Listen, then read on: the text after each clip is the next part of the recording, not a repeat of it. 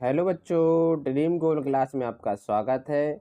और आज हम पढ़ रहे हैं बच्चों class 10th maths chapter number 1।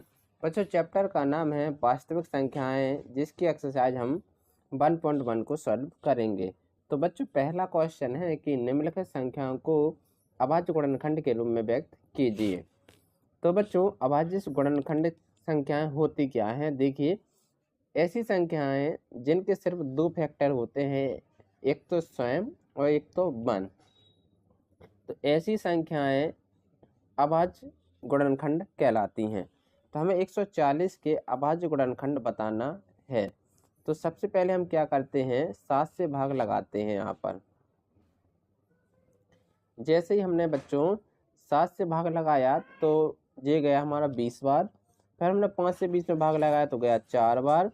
फिर 2 से 4 में भाग लगाया तो 2 बार, 2 एकम 2। तो यहाँ पे 140 के अभाज्य गुणनखंड क्या क्या निकले? तो 2 गुणे 2 गुणे 5 गुणे 7, ये हमारे अभाज्य गुणनखंड निकले। अब चूंकि 2 कितनी बार है, यहाँ पर 2, यहाँ पर 2 बार है, तो इसको लिख दिया जाएगा 2 की पावर 2। और 5 गुणे 7, यही हमारा आंसर होगा। दूसरे क्वेश्चन में हमें 156 के अभाज्य गुणनखंड बताना है। तो हम सबसे पहले 13 से भाग लगाते हैं। 13 से भाग लगाया तो गया हमारा बच्चों 12 बार। फिर 12 में 3 से भाग लगाया तो 3 चौके 12, 2 दूनी 4, 2 एकम 2। तो 156 के यहाँ पर अभाज्य गुणनखंड क्या क्या निकले? तो ये निकले हमारे 2 गुणे 2 गुणे 3 गुणे 13। अब 2 2 बार है तो लिख देंगे 2 की पावर 2 और 3 गुणे 13। इस प्रकार से ये हमारे अभाज्य गुणनखंड निकल आएंगे। तीसरा क्वेश्चन है बच्चों, तीसरे क्वेश्चन में 3825 के अभाज्य गुणनखंड बताने हैं। तो हम सबसे पहले 17 से भाग लगाएंगे। 17 से जैसे ही भाग लगाया तो ये गया हमारा 225 बार। फिर 5 से भाग लगाया तो गया 45 बार। फिर 5 से भाग लगाया तो गया 9 बार। फिर 3 तिर का 9 और 3 एकम 3। तो यहाँ पर 3825 के प्राइम फैक्टर क्या क्या निकले अभाज्य गुणनखंड? तो 3 गुणे 3 गुणे 5 गुणे 5 गुणे 17। 3 कितनी बार है बच्चों? तो 3 यहाँ पर 2 बार है, तो लिख दिया जाएगा 3 की पावर 2। 5 2 बार है तो लिख दिया जाएगा 5 की पावर 2 गुणे 17। ये हमारे अभाज्य गुणनखंड होंगे। अब आते हैं क्वेश्चन नंबर 4 पर। क्वेश्चन नंबर 4 में हमें 5005 के अभाज्य गुणनखंड बताना है। तो हम सबसे पहले क्या करते हैं, 13 से भाग लगाते हैं। 13 से जैसे ही भाग लगाया तो गया 385 बार। फिर 11 से भाग लगाया तो गया 35 बार। 7 पना 35, 5 एकम 5। तो यहाँ पर 5005 के अभाज्य गुणनखंड क्या क्या निकले? तो ये होंगे हमारे 5 गुणे 7 गुणे 11 गुणे 13। यही हमारे बच्चों अभाज्य गुणनखंड होंगे। अब क्वेश्चन नंबर 5। क्वेश्चन नंबर 5 में हमें 7429 के अभाज्य गुणनखंड बताने हैं। तो हम सबसे पहले 13 से भाग लगाते हैं। तो कितनी बार गया बच्चों? 323 बार। फिर 19 से भाग लगाया तो गया 17 बार। 17 एकम 17। तो यहाँ पर 74 से 29 के अभाज्य गुणनखंड क्या क्या निकले? तो 17 गुणे 19 गुणे 23 हमारा आंसर होगा। अब हमें बच्चों को अब आते हैं हम क्वेश्चन नंबर 2 पर। क्वेश्चन नंबर 2 है कि पूर्णांकों के निम्नलिखित युग्मों के एलसीएम और एचसीएफ ज्ञात कीजिए तथा इसकी जांच कीजिए कि दो संख्याओं का गुणनफल एलसीएम और एचसीएफ होता है, हमें निकालना है। तो यहाँ पर बच्चों पहला क्वेश्चन है 26 और 91। 26 और 91 के एलसीएम और एचसीएफ निकालना है। तो 26 के यहाँ पर अभाज्य गुणनखंड क्या क्या होते हैं? तो 2 गुणे 13। 91 के होते हैं 7 गुणे 13।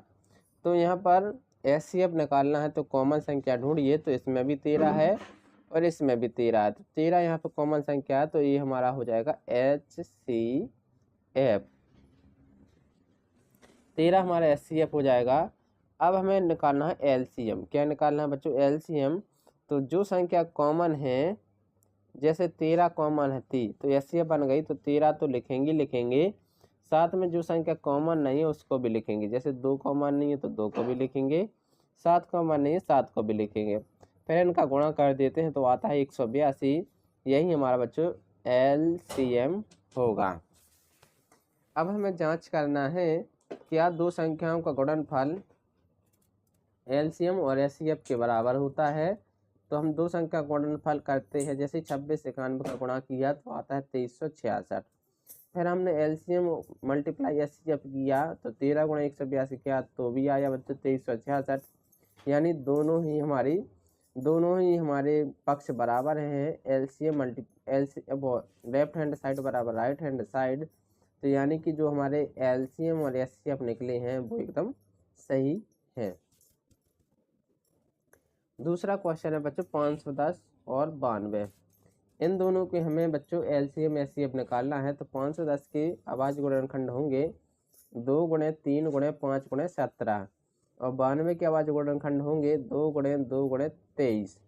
तो यहाँ पर HCF क्या बनेगा, तो HCF हम जानते हैं कॉमन संख्या, कॉमन यहाँ पर 2 ही आ रहा है, इसलिए HCF बन जाएगा 2। अब हमें बताना है, क्या बताना है बच्चों, LCM में बच्चों जो संख्या कॉमन है उसको तो हम लिखते हैं, जैसे कि 2 लिख लिया। अब जो संख्या बची है उसको भी लिखेंगे, तो 2 बची है तो 2, 3 बची संख्या तो 3, 5 बची है तो 5, 17 बची है तो 17 और 23 बची है तो 23। इनका गुणा करते हैं तो आता है 23,460। ये हमारा LCM होगा। अब हमें करनी है जांच। जांच के लिए हम लिखते हैं पहली संख्या गुणे दूसरी संख्या बराबर LCM मल्टीप्लाई HCF। तो 510 गुणे 92 करते हैं तो आता है 46,920 और 2 गुणे 23,460 करते हैं तो भी आता है 46,920। तो दोनों ही पक्ष बराबर है, इसलिए हमारे LCM और HCF संख्या एकदम सही है। तीसरे क्वेश्चन में हमें बताना है 336 और 54 के। 336 और 54 के LCM HCF बताना है, तो पहले तो इनके अभाज्य गुणनखंड निकालते हैं। 336 के अभाज्य गुणनखंड होते हैं 2 गुणे 2 गुणे 2 गुणे 2 गुणे 3 गुणे 7 और 54 के अभाज्य गुणनखंड होते हैं 2 गुणे 3 गुणे 3 गुणे 3। अब हमें बताना है HCF के लिए बच्चों हमें देखना पड़ेगा कि कौन सी संख्या कॉमन है। तो एक तो 2 कॉमन है तो 2 लिख लेंगे और यहाँ पर 3 कॉमन है तो 3 लिख लेंगे। इनका कर देते हैं गुणा तो आता है कितना, 6। यही हमारा बच्चों HCF होगा। अब LCM निकालना है, तो LCM के लिए हम क्या करते हैं, जो संख्या कॉमन है उसको तो हम लिखेंगे। जैसे कि 2 कॉमन है तो 2 को लिख लेंगे और यहाँ पर बच्चों 3 कॉमन है तो 3 को भी हमने लिख लिया है। अब क्या क्या बचा है, 1 2 3, तो 3 2 बचे हैं तो 1 2 3, तो 3 हमने 2 को लिख लिए हैं और यहाँ पर भी 3 गुणे 3 बचे हैं तो 3 गुणे 3 लिख लिए। यहाँ पर 7 बचा है 7 को लिख लिया और फिर इनका गुणा कर देते हैं तो आता है 3024। तो यही हमारा बच्चों LCM होगा। अब हमें जांच करनी है। जांच के लिए हम दोनों संख्याओं का यहाँ पर मल्टीप्लाई करते हैं तो आता है 18,144। फिर LCM मल्टीप्लाई HCF करते हैं तो आता है 18,144। यानी दोनों ही तरफ की संख्या बराबर है, इसलिए LCM और HCF हमारे सही है।